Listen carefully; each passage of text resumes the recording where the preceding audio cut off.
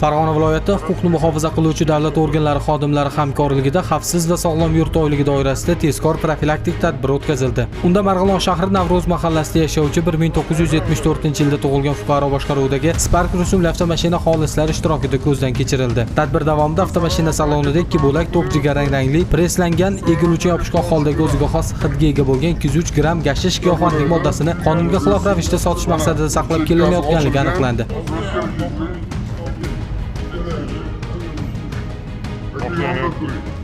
Muhterem Tigor Körücü. İki böyle. Yarışma odası, uçuşma odası. Taroz bormi?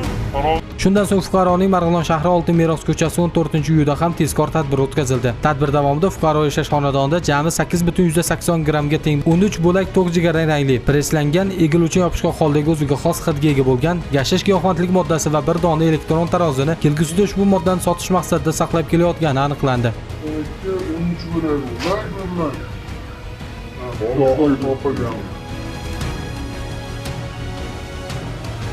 880 bo'ldi.